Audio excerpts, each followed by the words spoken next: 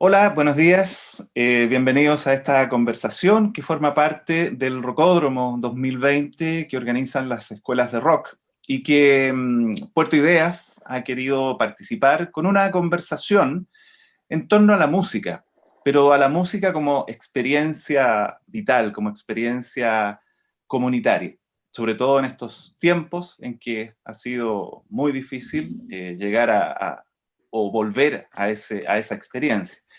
Y para ello tenemos a dos destacados panelistas, la antropóloga Isabel Benque, el músico Carlos Cabezas, y me presento, soy José Plustil, productor de Radio Beethoven. Isabel, Carlos, bienvenidos.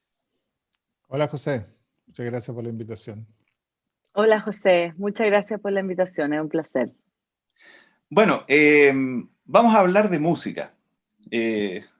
Claro, la música hay que vivirla, pero también uno puede hablar muchas cosas en torno a ella, y sobre todo en torno al contexto en el que se está dando este rocódromo, y por eso con Puerto Ideas hemos querido em, ahondar un poco en la experiencia de la música. Y precisamente queremos comenzar con eso, sobre la experiencia colectiva de la música. Isabel, ¿qué nos puedes decir al respecto? Hola, bueno, me quiero presentar y contarles algo en relación a mí y a la experiencia colectiva de la música. Yo crecí en un Chile en el cual la experiencia de la música era algo que uno hacía como en el tiempo libre, como un hobby, y uno escuchaba y a uno le gustaba un cierto tipo de música. Después estaba el colegio y las tareas y las cosas que uno tenía que hacer. Y yo no me había dado cuenta que me gustaba tanto la música, pero en particular tuve suerte porque me llevaron a conciertos de rock cuando yo era bastante chica. Y me acuerdo que obviamente no veía nada porque era chica, ya estaba en cancha, la gente te pisa y todo eso. Yo encontré que era lo más increíble que hay, esta experiencia, esta efervescencia colectiva, y cada vez era en el fondo como una experiencia casi religiosa. Y bueno, me quedó eso en la experiencia y sería todo. Y pasaron muchos años y después viajé muchas partes por el mundo, etcétera, y vi muchas cosas, pero esto todavía no se me integraba. Y me puse a estudiar antropología y me puse a estudiar comportamiento animal y estudié la conducta de los monos, de los bonobos, que son como un tipo de chimpancé, etcétera, etcétera. Y yo veía cómo ellos jugaban y dije, oye, el juego es súper importante. Y cómo jugaban en grupo. Y terminé mi doctorado en Inglaterra del juego en estos monos. Yo estudiaba el juego de los monos adultos en la naturaleza. Y por estas cosas de la vida me invitaron a un festival de 70.000 personas que ocurre todos los años en el desierto de Estados Unidos, en el desierto de Nevada. Y yo no sabía muy bien a lo que iba. Y cuando llego ahí y veo esto, y veo 70.000 personas, y hay fuego, y hay arte, y hay música, así, pero pum, pum, llego. Fue tan impresionante, dije, esto es la raíz, es lo mismo, esta es una experiencia colectiva donde hay primates adultos que están jugando en la naturaleza. La diferencia es que antes era la selva y ahora es el desierto, y por supuesto aquí tienen instrumentos musicales, etc. Pero ese insight básico es que es como mi manera de presentarme, y también el resumen. Fue muy potente porque lo conecté con mi experiencia personal de haber ido a conciertos de rock y que me gusta mucho la música, con lo que es la antropología de la música, como experiencia colectiva en general, y la importancia de los festivales. Y la verdad, nada me voló la cabeza tanto como empezar a entender la importancia de los festivales para crear sensación de grupo, para crear pertenencia, para todo tipo de cosas, lo importante que es en la socialidad. Entonces, bueno, eso empezó todo un camino, pero les quería decir eso a modo de presentación, y después podemos ahondar más. Pero gracias. Y en tu caso, Carlos, porque tú tienes además una doble experiencia. Está la experiencia del músico que está frente al público y también te ha tocado la experiencia de público. ¿Cómo lo ves tú? Sí, bueno, la experiencia, bueno, Isabel describió bastante bien en qué consiste un poco, pero esta experiencia de estar compartiendo con otras personas, que se da en los recitales, también se da en la Plaza Dignidad cuando se junta 1,5 millones de personas, ¿cierto? Y lo interesante es que es el hecho de sentir que estás compartiendo más allá del racional, más allá del entender, o más allá de tener cosas específicas que pudiesen significar vínculos de compartimiento, digamos.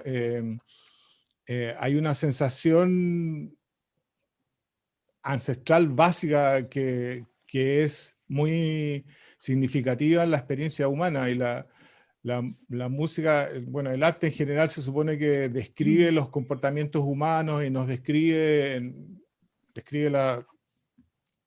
la experiencia humana en términos más general. Y la música tiene eso que es tan curioso, que va más allá del lenguaje. El lenguaje se supone que es la primera manera de cómo nos comunicamos.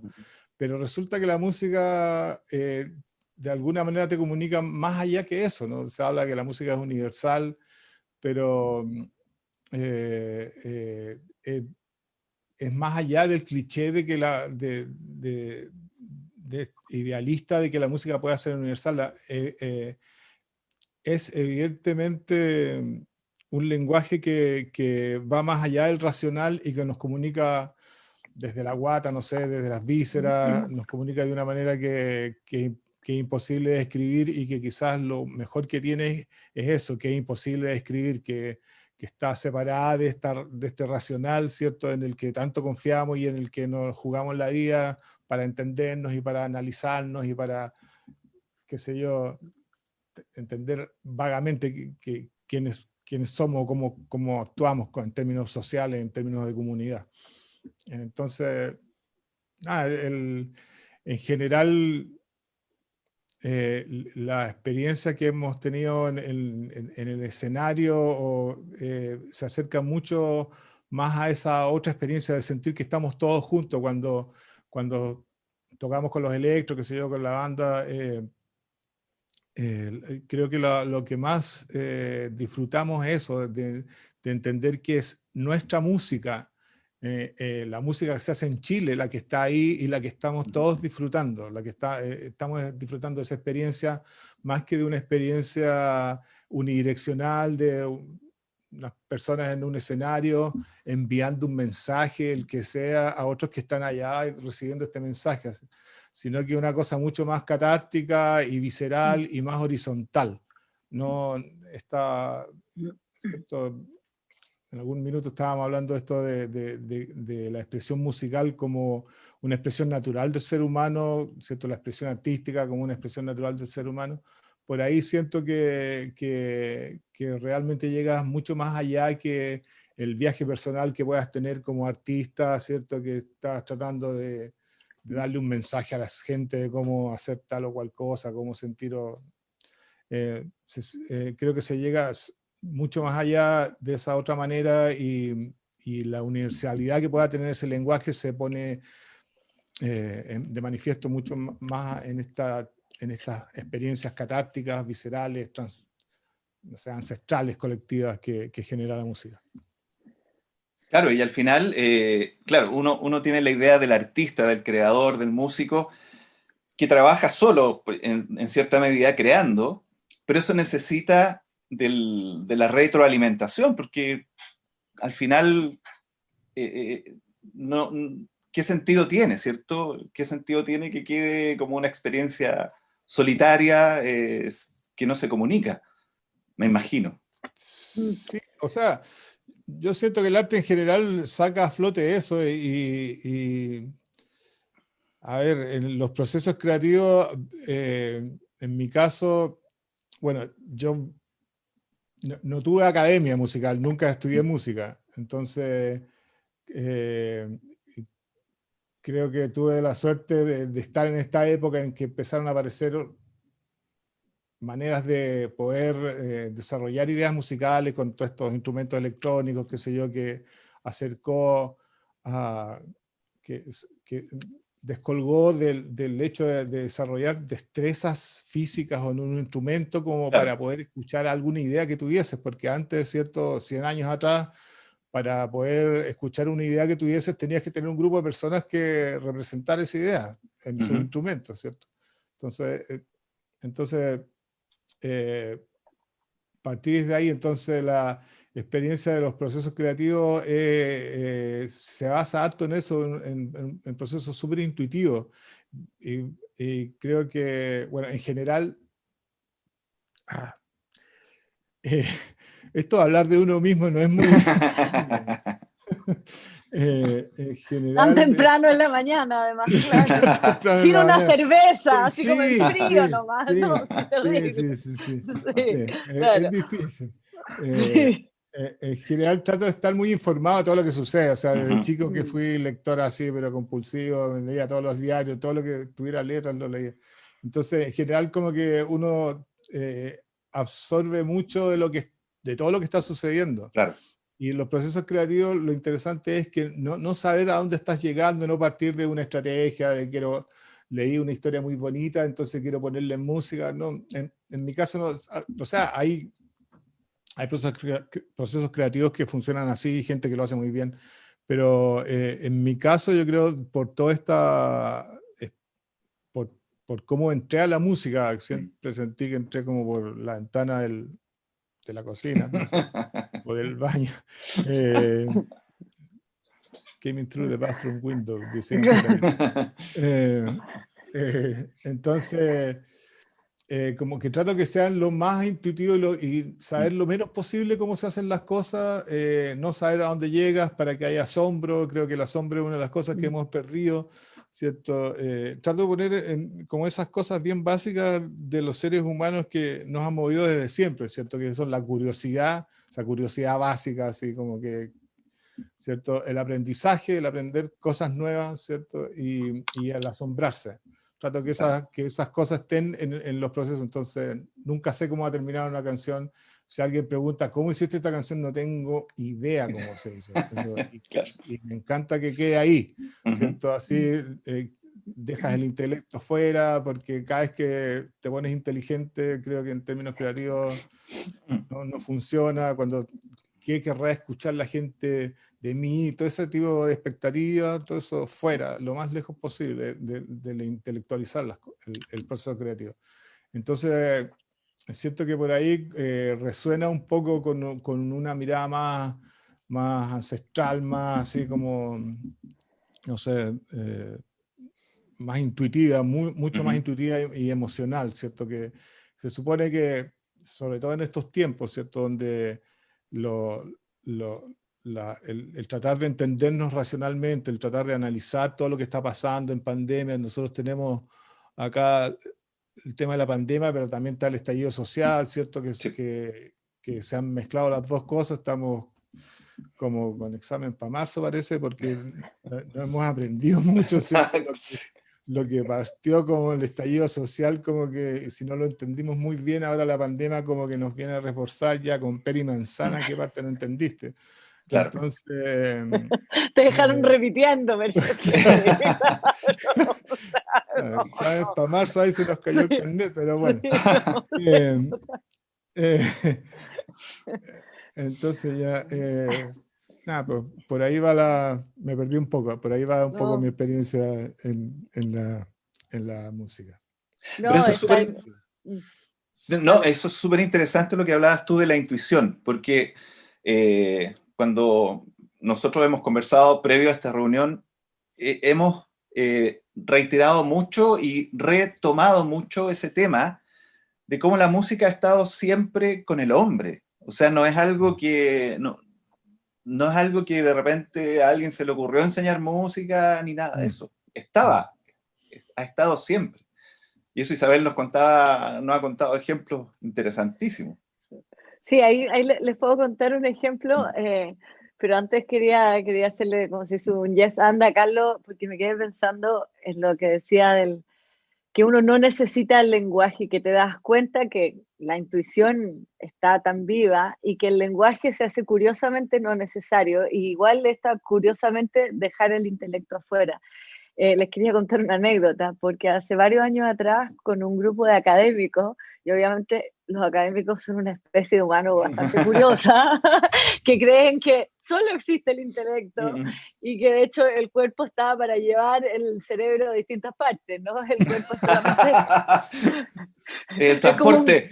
Claro, es un vehículo de transporte de cerebro entre distintas salas de clase, por así decirlo, ¿verdad? Y que todo se entiende a través del lenguaje y que en el fondo esto es lo que importa. Entonces fue una experiencia bien interesante. Yo estaba estudiando los festivales y quería ver, ya había estado mucho en estos festivales de 70.000 personas en el desierto y había estado estudiando la prehistoria de los festivales, pero quería ver un festival grande de expresión moderna, entonces quería ver el Carnaval de Río, pero lo estudié un poco y dije, más que el Carnaval de Río, quisiera ver el Carnaval de Salvador Bahía, porque en Bahía pasa algo distinto que en Río hay un poco más de separación entre lo performático y la audiencia. Y una de las cosas que aprendí estudiando los festivales en la prehistoria es que había menos separación entre los performers y la audiencia. Entonces, por supuesto, eso es algo que pasa hoy día en un festival de ideas, por ejemplo, tienes un performer, la persona que habla y la audiencia que está sentada. José, tú sabes mejor que nadie que ha habido toda una historia y una discusión de las audiencias clásicas de que están sentadas, que no se pueden mover y que en el fondo eso ha estado cambiando, podemos hablar de eso, pero por eso, bueno, me interesaba ver como lugares donde esta línea se separa, obviamente no se separa completamente, pero donde las cosas se mezclan más y donde la gente, donde todos están participando, aunque participen de distintas maneras. Entonces, bueno, fui a Bahía al carnaval y eran 2 millones de personas moviéndose, 2 millones de personas moviéndose con la música. Y fue una experiencia muy impresionante porque bueno, yo que miro animales estoy un poco más acostumbrada a dejar el lenguaje atrás, ¿no? Porque la gracia de mirar animales es que como tú no sabes su lenguaje hablado, tienes que mirar el lenguaje corporal. Entonces, en esta experiencia colectiva de 2 millones de personas en música, dije, bueno, esto es bastante, me sentí muy cómoda, pero me di cuenta que para los académicos que iban conmigo les voló la cabeza y fue muy difícil para algunos porque estaban acostumbrados que todas las interacciones sociales se median a través de la palabra. Y literalmente la palabra no era posible porque no se podía hablar porque la música está muy fuerte. Pero si cualquiera llevamos nuestra experiencia a una discoteca, sabemos que se puede hacer de todo sin hablar. O sea, tú puedes pedir un trago, puedes flirtear, puedes decir que sí, puedes decir que no, puedes invitar a alguien a bailar, puedes hacerte el tonto, puedes hacer un millón de cosas sin hablar. Entonces, ver esta experiencia aumentada a 1 millón de personas, 2 millones de personas, donde la palabra se dejaba atrás, fue realmente una enseñanza muy importante. Y claro, dejando el intelecto atrás, y una experiencia muy, muy, muy catártica. Claro, bueno, y eso en el fondo me reforzó lo que decía Carlos antes de la música como una expresión natural del ser humano. Y bueno, me puse a estudiar más, después de esto me puse a estudiar más la prehistoria de los festivales y me di cuenta que había como una narrativa en la antropología que iba más o menos así, que era como, bueno, nosotros éramos cazadores-recolectores, ¿ya? Cazadores-recolectores que eventualmente aprendimos a hacer agricultura y creamos ciudades, nos asentamos en un mismo lugar. Al tener agricultura y ciudades nos enriquecimos. Al enriquecernos tuvimos, no sé, trigo en la bodega y con ese exceso pudimos hacer festivales, ¿verdad? Porque en el fondo es como decir, hay plata para hacer una fiesta. Y uno dice, bueno, tiene sentido, ¿no? Y me puse a estudiar los tiempos y las edades de los restos arqueológicos y me di cuenta de algo increíble, que en realidad es al revés. Los festivales colectivos predatan a la emergencia de las ciudades. En la historia pareciera ser justamente, no es que nos hacemos ricos, nos asentamos, tenemos ciudades y luego con lo que sobra hacemos un festival, sino es más bien que somos cazadores recolectores. Ya llevamos haciendo música por miles y miles y miles de años. La música es una expresión muy, muy, muy antigua en los seres humanos. Nosotros como especie tenemos 200.000 años, llevamos en la agricultura unos 10.000 años llevamos haciendo música, hay una discusión grande, pero llevamos haciendo música por lo menos hace 100.000 años. Entonces, era mucho más que somos cazadores recolectores, nos juntamos, cantamos, hacemos percusión, pero tú empiezas a ver como una señal en la arqueología donde las personas no solo cantan y hacen música como oportunísticamente, por ejemplo, veamos 5 personas viajando por el bosque y podemos tocar flauta o al anochecer, sino que vienen personas de distintos grupos y se juntan como premeditadamente a lo que nosotros llamaríamos un festival. Y eso es bien notable, porque si tú piensas para un festival como Rocódromo o Puerto Idea, se necesita planificación. Un festival no emerge así, un festival pequeño, así entre 5 personas tú puedes tocar música así, pero lo que llamamos un festival donde ya hay mucha gente y vienen de distintas partes, requiere de planear, de un planeamiento que es anticipativo, o sea, porque tienes que juntar comida, además porque además se toma, y dónde nos vamos a juntar. Entonces hay como mucha corteza prefrontal en eso, pero es como si planeáramos para luego poder entrar a esta experiencia catártica. Y a los que les interesa el tema les recomiendo googlear un lugar que se llama Göbekli Tepe, que es un sitio al sur de Turquía, que tiene 2 capas que están excavando, una de 12.000 años atrás y la otra de 11.000 años atrás. En Göbekli, eso quiere decir, si prestan atención a la fecha, que es unos 2 o 3.000 años antes que hubieran ciudades, ¿ya? 2 o 3.000 años antes que hubieran ciudades. O sea, aquí estamos hablando de un sitio de festivales que predata las ciudades. Y estas personas venían de lejos, traían comida, tomaban, además tenemos la evidencia más antigua de alcohol. Por ejemplo, hay unas vasijas de por lo menos 160, que tienen una capacidad de por lo menos 160 litros, de algo así como una cerveza fuerte. O sea, esto no eran ni reuniones familiares, ni tampoco, o sea, hace mucho tiempo que ya estamos haciendo esta cosa que es congregarse, compartir comida y compartir bebida y entrar al unísono a hacer música. Hay dibujos, carvings, por ejemplo, de personas bailando. Y hay uno en particular que me gusta mucho, que están haciendo así, que es, por supuesto que es una imagen que tú ves universalmente en los conciertos. Entonces, y además ocupan disfraces, tienen plumas, se disfrazan de pájaro, de ave. Entonces, es muy interesante cuando tú empiezas a ver estos elementos, la música, la entrada en la sintonía, en los festivales, que viene con los elementos de compartir comida, de compartir bebida, también de algún tipo de modificación del aspecto corporal, y de lo colectivo y de personas que planifican para juntarse. Creo que en la antropología, esto como, de nuevo, como la antropología también sufre del mismo problema, que creemos que el cerebro y lo racional es lo más importante. Hay personas que lo han mirado, pero creo que ahora con el tiempo nos vamos a dar mucho más cuenta, y por supuesto con la pandemia, porque la pandemia nos ha cortado justamente la experiencia de estas experiencias colectivas. Podemos escuchar música en nuestra casa, gracias a Spotify y a la tecnología, pero nos está faltando esto. Entonces, eso quería simplemente decirle que los festivales, no solo hoy día observamos festivales en todas las culturas, pero además que son muy, muy antiguos y que predatan a las ciudades. Entonces, más que las ciudades producen riqueza y luego esto te permite hacer un festival, parece ser que somos cazadores recolectores, nos juntamos a hacer festivales y dado que nos juntamos a hacer festivales, formamos lazos, estos lazos crean confianza. Con estos lazos de confianza podemos establecer redes de cooperación, redes de intercambio económico, y luego así, y esto es lo que hace que facilita que emerja la complejidad social y las ciudades después. O sea, yo diría que primero viene el festival y luego la ciudad. Esto es algo que vemos en Mesopotamia, pero también lo vemos, por ejemplo, en Centroamérica, en los mayas, y lo estamos viendo en distintos lugares. Sí, es bien potente. Sí, lo otro interesante, o sea, respecto a eso y a la música, es que también va generando pertenencia, va agrupando gente Claro. en torno a la música, y no estamos hablando solo de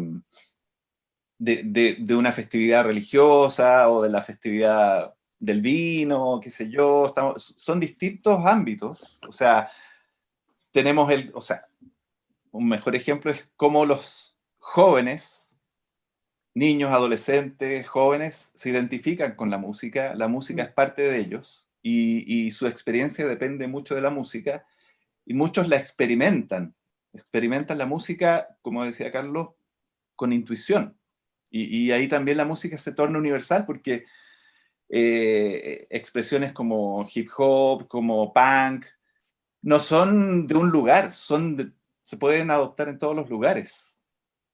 Tal como, bueno, eso también conversamos antes, lo que sucedió con las tesis, que se entendió en todas partes lo que era. Independiente si en un país entendían el lenguaje, se entendió por la expresión, el ritmo y lo que significaba.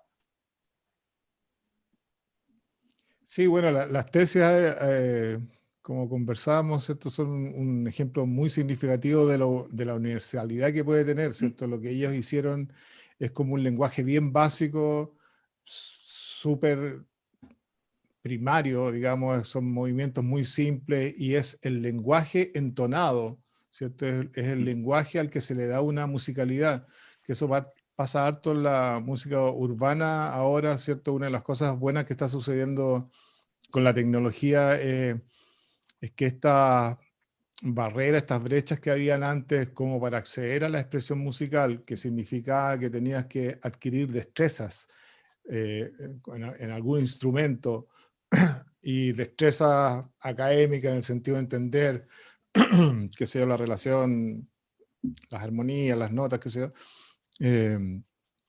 Ahora como que todo eso se hace mucho más intuitivo porque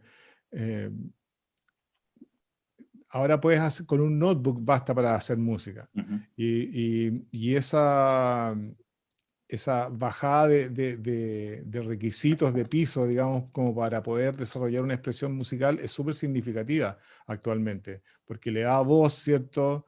Y le da espacios para compartir experiencia a la juventud y a lugares que normalmente han estado marginados del acceso a la cultura y al arte en general.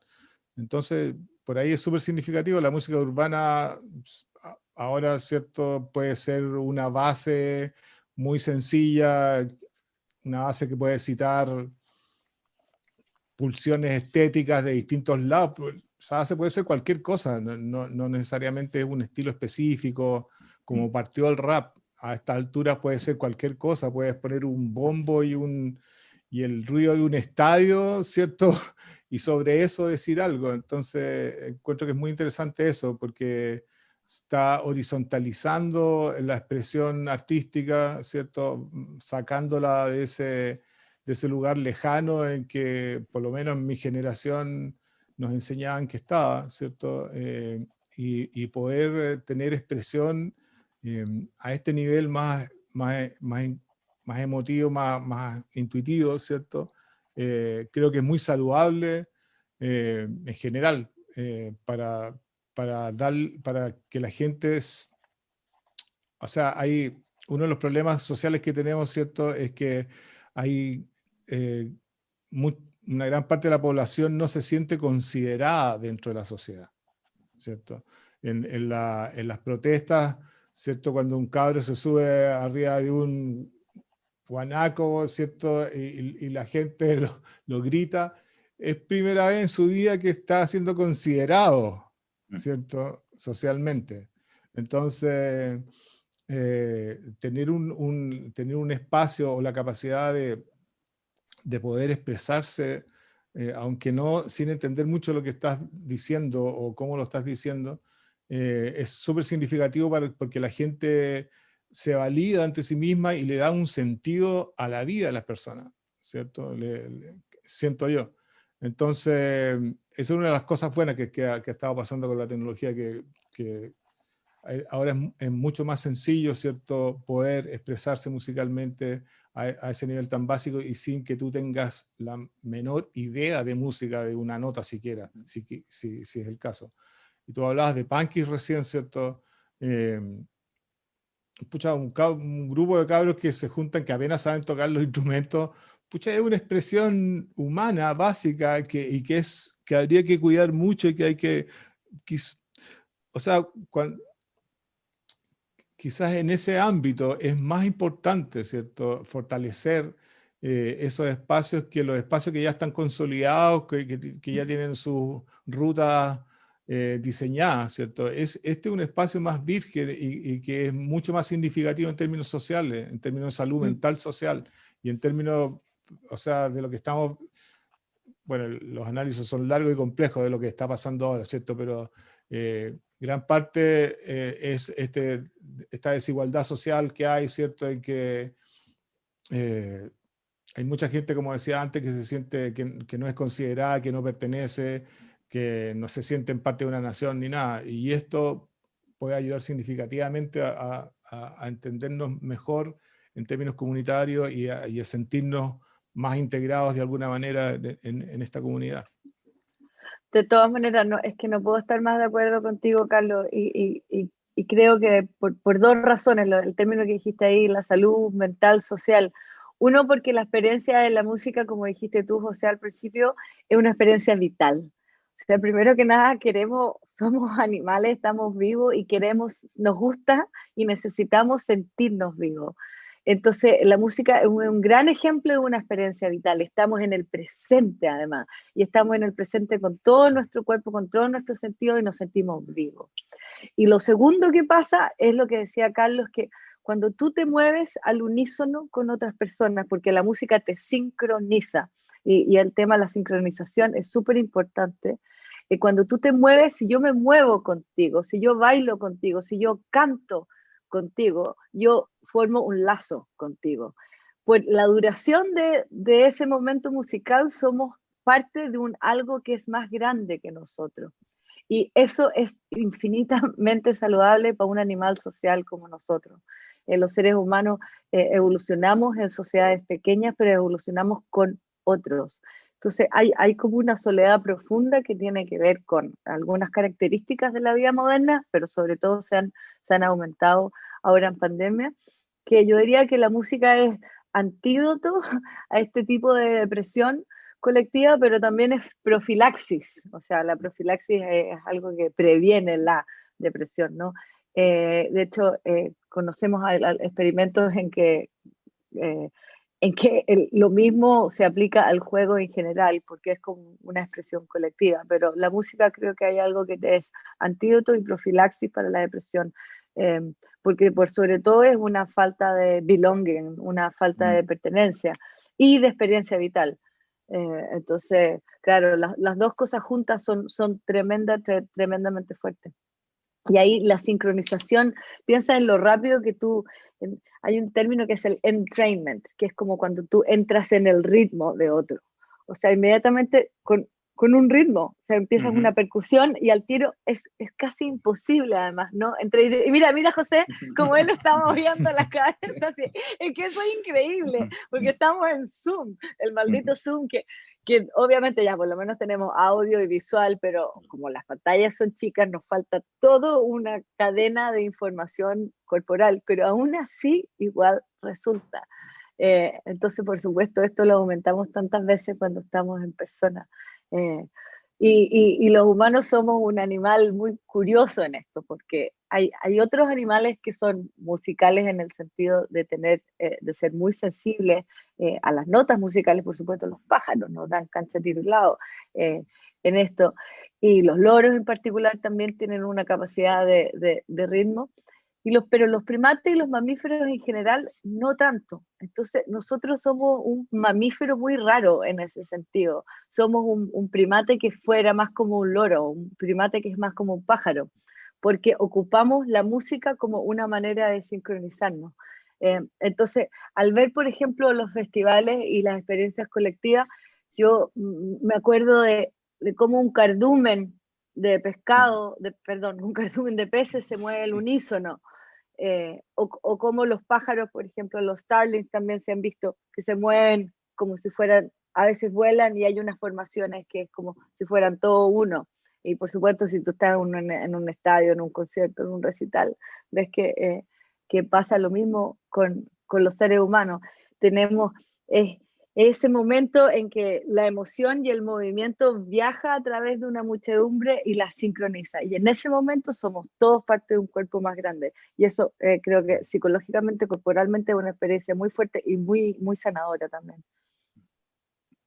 Sí.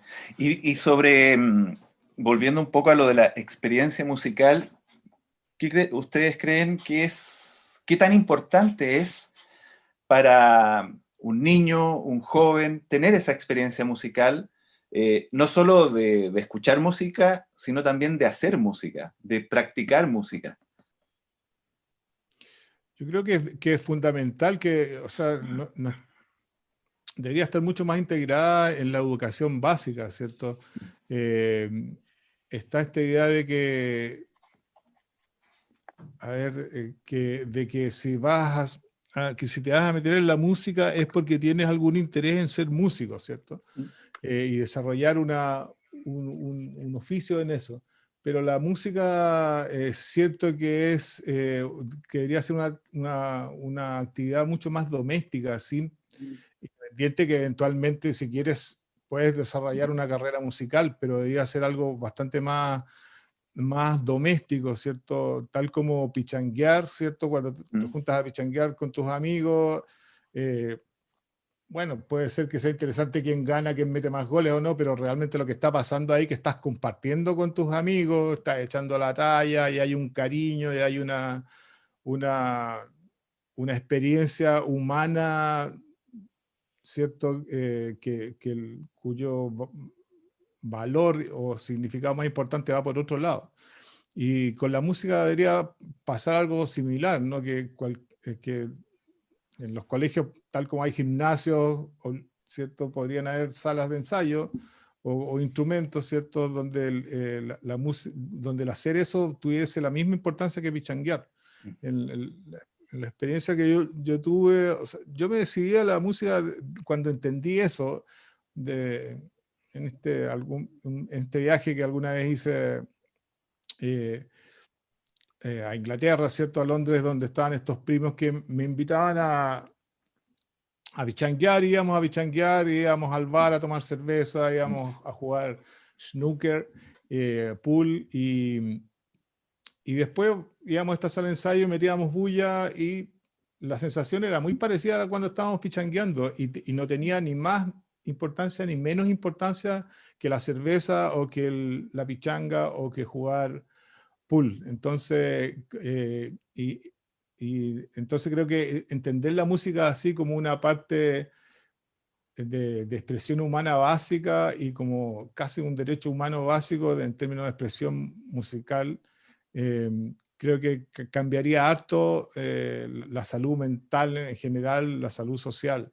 Eh, eh, Independiente, como te digo, que eventualmente pueden haber personas que quieran desarrollar una carrera como músicos, pero la música no debería tener esa separación y el arte en general debería estar más, debería llegar más al suelo, ¿cierto? Tampoco estamos inventando nada, la Violeta Parra decía algo parecido, ¿cierto?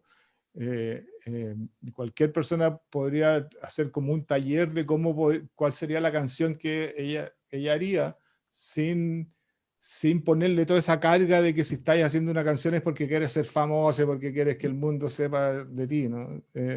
Debería ser algo mucho más natural, más básico en términos de enseñanza humana básica de cómo somos, de cómo nos entendemos. La música nos ayuda a expresarnos y también lo que hablábamos antes, que nos ayuda a validarnos, ¿cierto? A tener a darle un sentido a la vida. Encuentro que lo que dices de tu experiencia en el colegio después de aprender la música y como de darse permiso de la música como una actividad cotidiana es como que casi lo más central. Yo me quedaría como con dos conceptos de esta conversación. Uno de llevar la música a espacios cotidianos, en el colegio, en la calle, el martes, a cualquier hora, como las pichangas.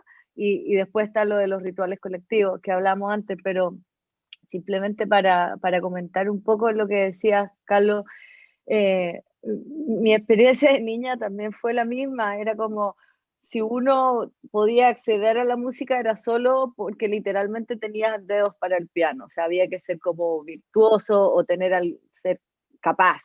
Yo era un niño muy ñurdo, entonces de la misma manera que en educación física no sabía, no sé, saltar el caballete, ni darme la vuelta carnero, ni subir la trepa, o sea, pasé unos momentos de sufrimiento terrible. En la música era lo mismo, porque claro, con ser ñurdo no podía tocar la flauta bien, porque se me confundían los dedos, qué sé yo, y era como, la clase de música era una fuente de estrés, porque y al tiro tú aprendes como niño, no, yo no soy para eso. Pero curiosamente una amiga mía tenía una guitarra y se sabía, yo creo, 3 acordes, 4 acordes, y guitarreábamos en las tardes, bueno, aprendiéndonos las canciones que estaban de moda en esa época. Y lo hacíamos por horas, de horas, de horas, de horas, y con una felicidad, y por supuesto que todos se sumaban, y algunos más desafinados que otros, pero hoy día cuando miro eso, digo, es lo que Carlos dice, o sea, uno necesita en general muy poca destreza específica para hacer música. Lo importante es que cuando estás haciendo música con otro y experimentamos esta sensación de bienestar que viene dada en parte porque el cuerpo secreta endorfinas. Las endorfinas son opioides naturales que tú también secretas, por ejemplo, cuando haces actividad aeróbica como correr o subir un cerro. Por eso es que se siente bien en general. La endorfina la secretamos cuando estamos en sincronía y en actividad física. Y es algo que te hace sentir muy bien y te hace sentir muy bien con respecto al otro también. Pero es esta observación que uno no requiere ser un concertista con alto entrenamiento para acceder a la música. También en relación a eso les quería contar otro ejemplo. Yo me pasé varios años en las selvas del Congo como parte de mi investigación de animales, ya estaba estudiando la conducta de los bonobos. Entonces me pasaba mucho tiempo en el bosque y en la aldea donde vivía gente. Yo vivía en una aldea en el bosque que tenía unas 1000 personas. Y por supuesto tú te haces amigo de la gente, me haces amiga de las mujeres y las acompañaba al río a buscar agua. Y ellas iban con sus niños y sus canastos porque traían ropa, qué sé yo.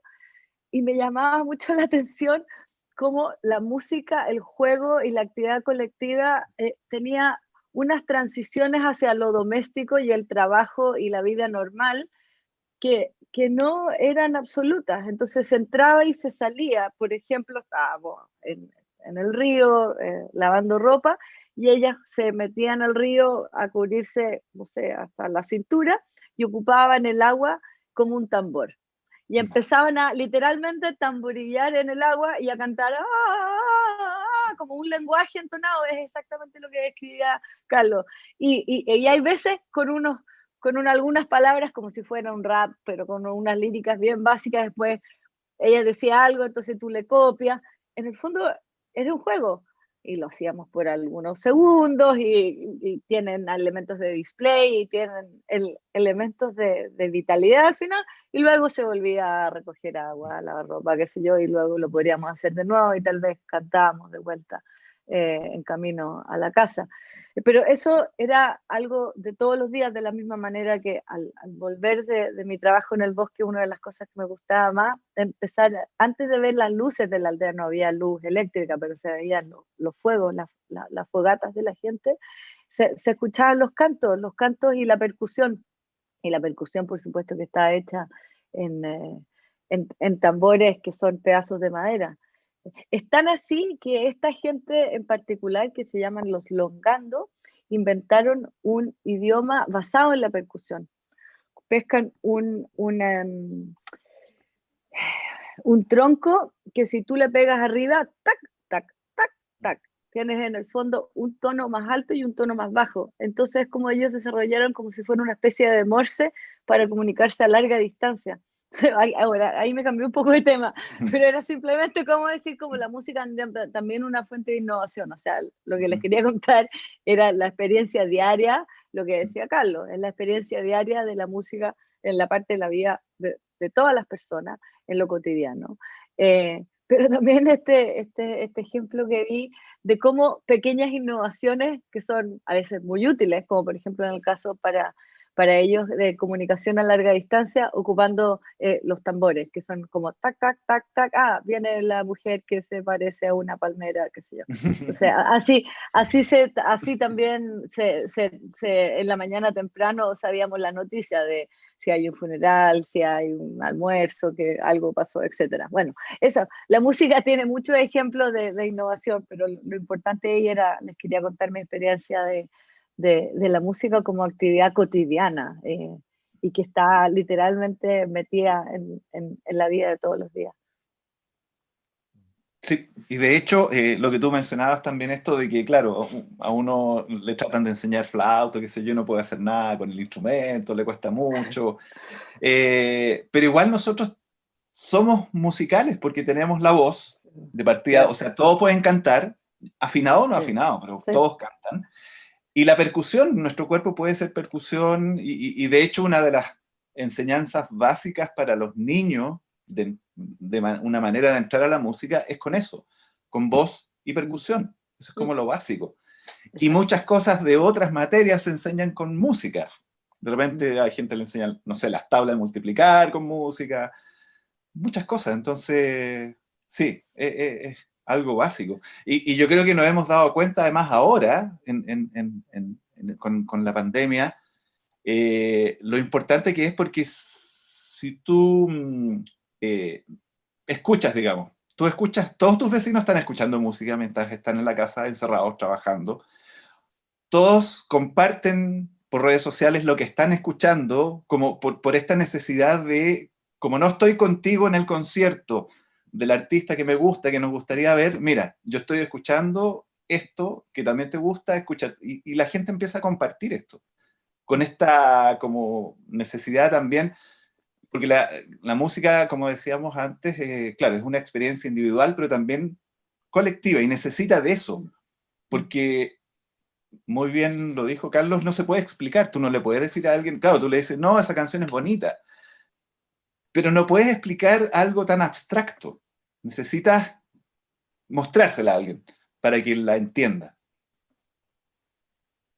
Claro, ¿y por qué si antes, ahora que estamos encerrados o relativamente mucho más solos que antes, por qué si fuera solamente algo individual, tú tienes esta como compulsión Mm. de compartir lo que estás escuchando? Es como una especie como de mensaje tirado al mar, es como, oye, mira, hay alguien, aquí estoy yo, Sí. eh, esto es lo que yo estoy escuchando, como ven a escucharlo conmigo, ¿no? De manera virtual.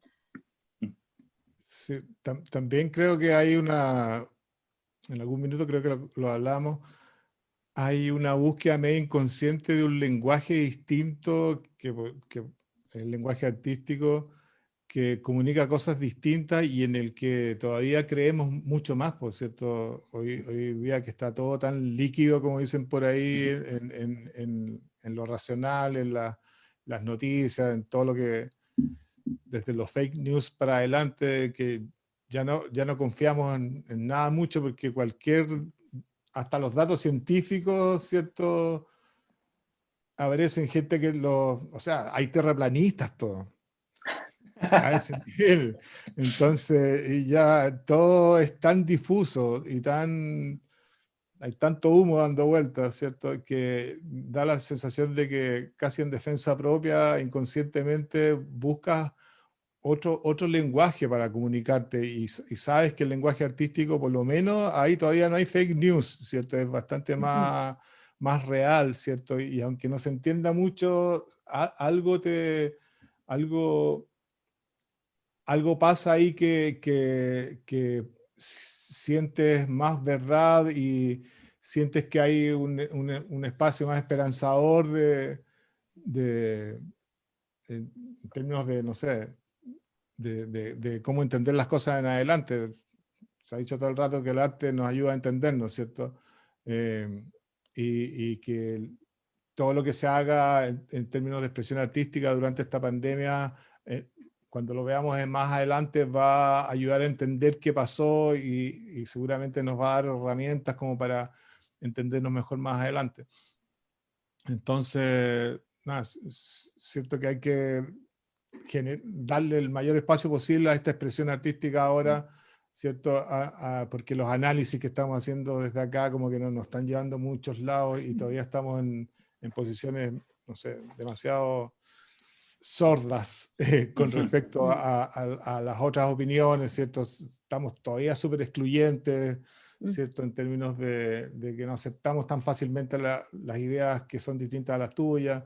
Entonces, creo que por acá todavía puede haber una comunicación que nos ayude a entendernos mejor y a evolucionar un poco y a entendernos como humanidad, nuestra humanidad. Estoy tan de acuerdo contigo, Carlos, sí. De hecho, pasa algo con encontrarse con el otro que es distinto, que se ve distinto a ti, que piensa distinto a ti, que es algo casi mágico, bien interesante que pasa durante los festivales y durante la experiencia de la música. Yo pensaba en qué condiciones humanas es cuando uno naturalmente y sin miedo te acercas a alguien que no conoces y que es un otro, y sobre todo si es un otro que es el otro distinto, ya sea racial, socialmente, que de alguna manera el adjetivo en la vida normal tú no interactúas. La primera instancia son en los desastres. En general, cuando hay desastres, la gente se acerca y tiende ese puente y pide ayuda, ¿verdad? Y eso obviamente es una experiencia necesaria pero triste. Pero la otra experiencia es durante la música y durante los festivales. Es como si la experiencia de la música nos hace más valientes, pero nos hace más sociables, nos hace que estas barreras que existen eh, desaparecen o disminuyen por esos momentos. Tú puedes empezar a bailar, a moverte con otra persona sin necesidad de conocerlo, sobre todo con alguien que en la vida normal no interactuaría. Eh, Creo que eso es muy importante, sí. Y en tiempos de pandemia también espero que lo que nos quede claro es, porque lo hemos sentido ahora literalmente en la falta en nuestras células, es que los rituales sociales son muy importantes. En Chile no tenemos carnaval, pero tenemos rocódromo.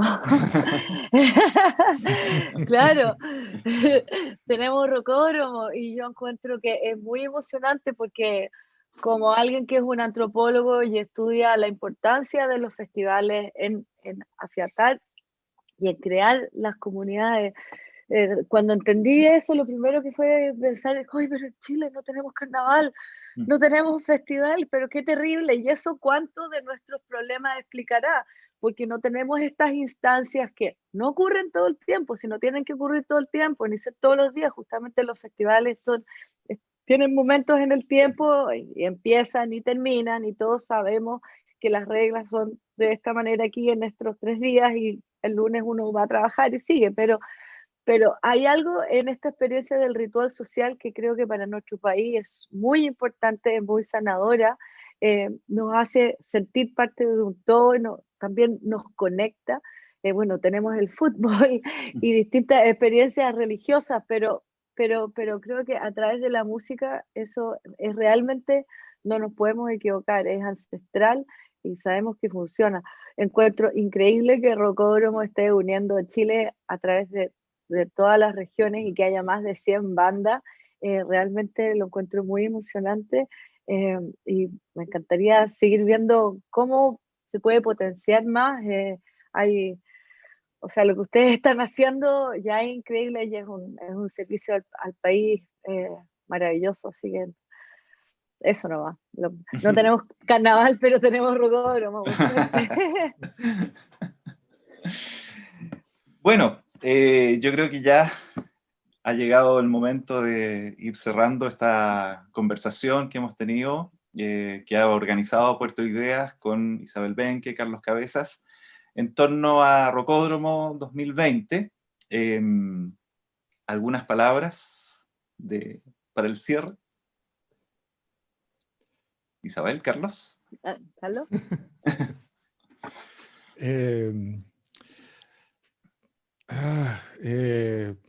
Nada, yo creo que como dijo Isabel, no tenemos carnaval, pero tenemos rocódromo. lo que han estado haciendo la escuela de rock ha sido una labor, como se ha dicho también, fundamental, ¿cierto? Como atacando una especie de educación cívica con respecto a la expresión artística, a la expresión musical, llegando a lugares que no tienen acceso normalmente, ¿cierto? Y dando espacio para lenguajes y estéticas musicales que, que quizás tampoco tienen un gran espacio, porque el mayor espacio musical, ¿cierto? En este neoliberalismo que tenemos, ¿cierto? Lo ocupan los grandes mercados, entonces, o lo que las grandes disqueras van determinando un poco. Entonces creo que la labor que está haciendo la escuela de rock es muy fundamental para nosotros para desarrollar una identidad. Estamos tan globalizados que se hace más necesario, ¿cierto? Por lo mismo, desarrollar una cultura propia y una pertenencia y una territorialidad en términos de ideas artísticas. Eh, Siento que como país, ¿cierto? Somos latinoamericanos, pero estamos en esta especie de cornisa eh, al final del continente este, ¿cierto? Tenemos el desierto más seco del planeta al norte, tenemos los glaciares al sur y tenemos una cordillera con vista al mar. Entonces, tenemos un territorio que creo que nos educa de una manera distinta como personas. No somos la caricatura latinoamericana, pero sí somos latinos, todo el rato somos latinoamericanos, ¿cierto? Distintos de esta postal, ¿cierto? Latina, que es de este carnaval latino, que es como nos ven en el hemisferio norte. Pero creo que ese mundo distinto que tenemos los chilenos es súper significativo y le da un valor específico y especial a lo que se hace acá desde la poesía en adelante, ¿cierto? Los mexicanos encuentran que somos demasiado melancólicos, que nunca tenemos canciones alegres, qué sé yo, pero creo que hay ciertas capas que se transitan acá en términos de sentimientos y de sensaciones y emociones. Eh, eh, Tenemos pueblos originarios, hay como 10 o 12 eh, eh, distintas culturas originarias, entonces tenemos un territorio que nos da una sensación cosmogónica distinta, y que creo que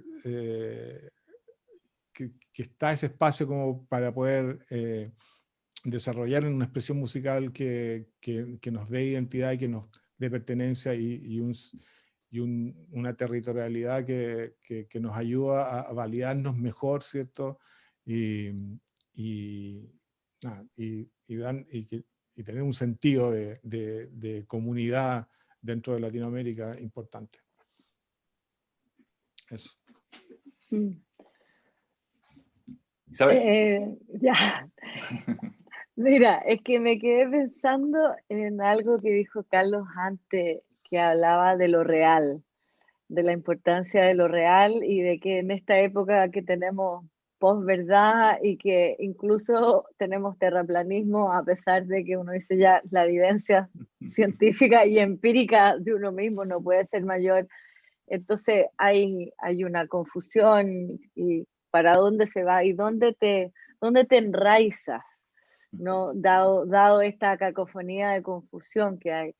Eh, y me acordé, y pensando como en lo real, quería como contarles una pequeña anécdota que tiene que ver con la experiencia corporal, como lo real y lo empírico, y que eso es un root, o sea, que eso te enraiza. Ya porque me puse a estudiar en esta cosa de la antropología de la música de los festivales, por supuesto llegué a Dionisio, el dios griego de los festivales, de la música, de los bosques, del vino, de lo dionisiaco. Y Dionisio con su compañero Pan, que Pan toca la flauta, y Pan también evoca lo animal, porque Pan es mitad humano y mitad animal, ¿verdad? Entonces, me noté una cosa que me llamó la atención, que en esa época habían un panteón de dioses, por supuesto, y los dioses eran bastante prácticos, les gustaban que los adoraran de distintas maneras, pero en general tú les ofrecías ofrendas, ¿ya? Pero esas ofrendas en general se podían delegar. O sea, por ejemplo, si tú no estabas dispuesto a ir al templo de alguien, yo te podía pedir a ti, mi amigo, qué sé yo, oye, aquí tengo una cabra, llévasela y ofrécela en mi nombre a este Dios. Que es como, en el fondo, como mandar un cheque a la iglesia determinada a la cual uno pertenezca, ¿verdad? Y claro, funcionaba de alguna manera, pero había una excepción. Había un Dios que no aceptaba ofrendas delegadas ni ofrendas materiales, sino había un Dios que necesitaba que tú la adoraras en persona con tu actividad. Y ese Dios era Dionisio. Y esa actividad era el baile y la música misma. Yo siempre encontré que eso era muy notable, porque había algo de que en el fondo eso no lo puedes delegar, no puedes mandarlo por un documento Word, eso tiene que ser real. O sea, ahí es como lo que decía Carlos, la experiencia real, esa es la experiencia empírica de un cuerpo experimentando la música. Entonces, hoy día, por supuesto que estamos limitados en nuestra capacidad porque no podemos juntarnos en grandes cantidades, pero todavía, gracias a la tecnología, con su lado oscuro y su lado claro, podemos experimentar música de manera real. Entonces toda la iniciativa que ya están haciendo ustedes como Rocódromo me parece realmente maravillosa y los encuentro tan valientes, además, que hayan seguido adelante, porque hay cosas que se prestan más fácil para el formato digital, es decir, literalmente hacer un festival de música digital, y ustedes están recuperando lo que se puede recuperar, y creo que el próximo año, ojalá el próximo año cuando se pueda hacer en persona, va a ser una experiencia muy sanadora y muy fuerte, y me encantaría estar ahí, y nada, pues los felicito y están como en lo real, así que muchísimas gracias. Bueno, muchas gracias Isabel, gracias Carlos, y también gracias a Rocódromo por esta invitación y a Puerto de Ideas, que también nos invitó a conversar sobre música, la experiencia musical, los festivales y lo que significa la música finalmente como algo esencial para el ser humano, ayer, hoy y aparentemente siempre.